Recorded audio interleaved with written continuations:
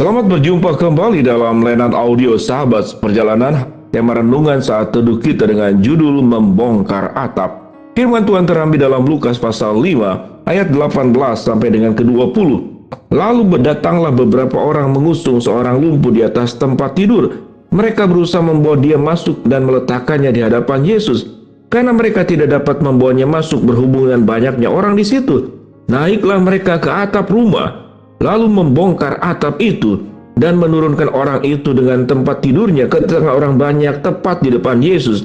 Ketika Yesus melihat iman mereka, berkatalah ia, "Hai saudaraku, dosamu sudah diampuni." Mari kita berdoa. Bapa dalam surga, terima kasih buat kebaikan-kebaikan daripada Tuhan Yesus dalam hidup kami, yang Tuhan nyatakan termasuk Tuhan menyembuhkan orang yang lumpuh.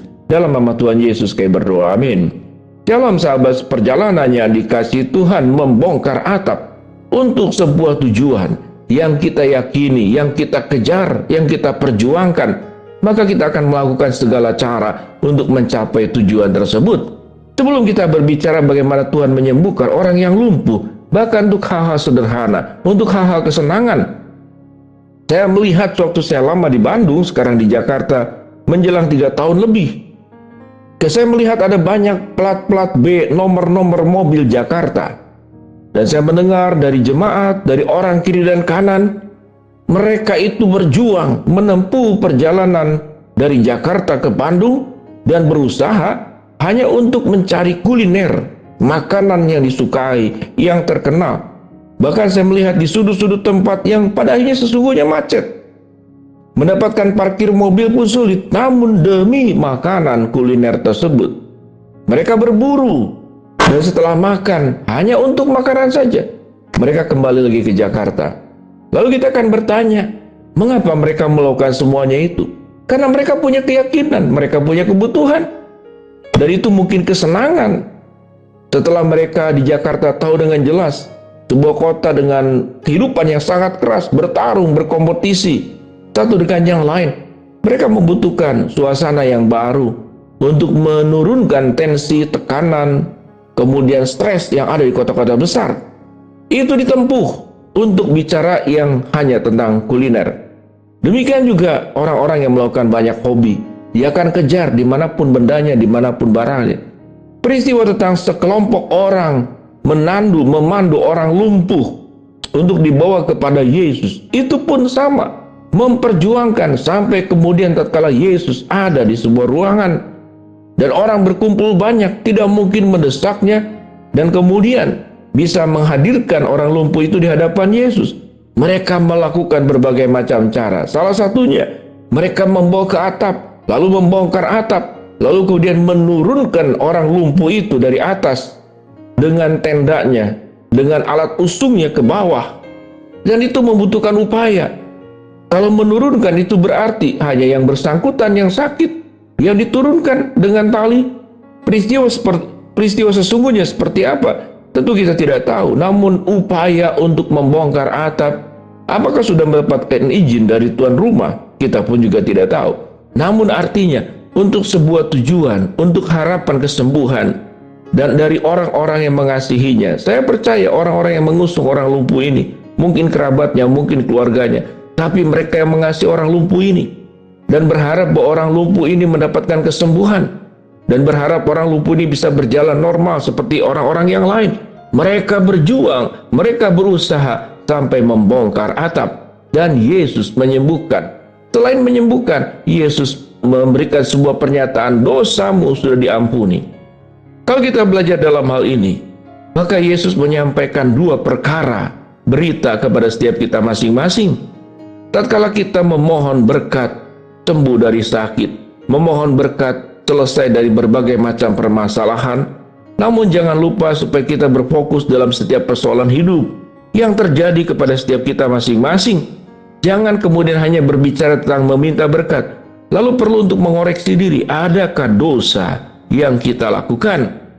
Sehingga Yesus berkata, dosamu sudah diampuni. Kalau kita boleh katakan, yang lebih penting daripada sembuh dari sakit, yang lebih penting daripada terangkat dari problem masalah yang kita hadapi, adalah sebuah kehidupan yang dosa kita diampuni oleh Tuhan.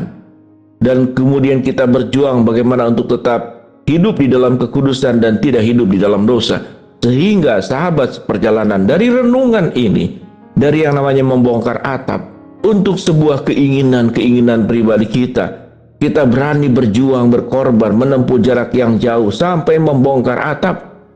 Bahkan untuk hal yang mungkin kurang penting pun kita perjuangkan, untuk hobi. Mungkin yang laki-laki otomotif, yang wanita mungkin hobi shopping. Di sudut-sudut kita cari, kita tunggu barang tersebut kapan keluarnya, lalu kita berburu, kita hunting untuk sebuah kesenangan kita. Tetapi untuk hal-hal yang paling prinsip dalam hidup, bagaimana kita berjuang dengan cara semangat yang sama, upaya yang sama, perjuangan yang sama, agar hidup kita itu dijauhkan daripada segala perbuatan dosa, menjadi orang yang terus makin hari makin diperbaharui sebagai manusia baru yang sudah ditebus oleh Kristus dengan darah yang mahal, lunas dibayar kita semua. Dan kita menghargai bagaimana kedatangan Kristus, kelahiran, kematian, kebangkitan, kenaikannya ke surga, dan akan datang yang kedua kali. Maka motif utama daripada Kristus adalah mengasihi kita, mengampuni dosa kita, mengangkat kita dari kuasa maut. Setelah semua upaya yang dilakukan oleh Tuhan Yesus, perjuangan yang dilakukan oleh Tuhan Yesus, apa reaksi kita sebagai bentuk ucapan syukur? Yaitu kita terus hidup di dalam kebenaran, menjauhi dosa. Dosamu sudah diampuni. Oleh sebab itu jangan terus berbuat dosa dengan dosa-dosa yang sama. Sahabat perjalanan, setiap kita punya kelemahan, dan setiap orang punya dosa-dosa pilihannya sendiri yang spesifik. Bagi orang tertentu tidak melakukan, tapi mungkin bagi kita itu yang kita lakukan. Setiap orang punya dosanya masing-masing, dengan versinya, dengan perbuatannya.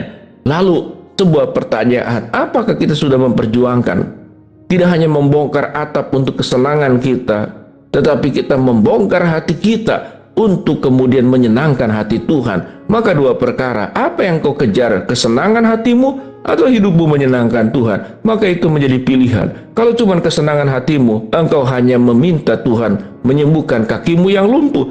Tetapi kalau untuk menyenangkan hati Tuhan, memuliakan Tuhan, engkau berjuang, Tuhan jadikan aku hidup penuh dengan kekudusan, kebenaran, jauhkan aku dari dosa, supaya pengampunan Tuhan yang sudah Tuhan sediakan kepada kami, sungguh kami syukuri, kami hargai, bukan dengan berbuat dosa lagi. Dan karena percaya Tuhan pasti mengampuni, tetapi berjuang untuk tidak melakukan dosa dalam bentuk apapun juga dalam setiap kehidupan kita. Maka dengan kehidupan yang benar, kehidupan yang terus diperbaharui menjadi manusia baru, kita semakin hari semakin memuliakan Allah, semakin hari semakin jadi berkat, semakin hari semakin menjadi terang dan garam, dan bukan menjadi batu sandungan buat orang banyak. Mari berjuang sahabat perjalanan.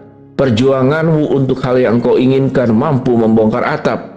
Mari kita membongkar hati kita, agar Tuhan masuk ke dalam hati kita, menyucikan, menguduskan, membenarkan, dan membuat kita terus menjadi manusia baru, menjadi alat buat kemuliaan Tuhan dalam setiap aspek kehidupan kita. Mari kita berdoa.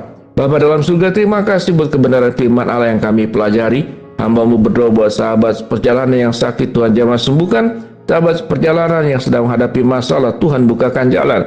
Sahabat perjalanan yang sedang berdoa mengharapkan sesuatu, Tuhan kabulkan dengan cara dan waktunya Tuhan. Di dalam nama Tuhan Yesus kami berdoa, amin. Shalom sahabat perjalanan, jangan hanya pandai membongkar atap, tapi pandai-pandailah membongkar dan membuka hatimu untuk terus dipengaruhi oleh firman Tuhan. Shalom.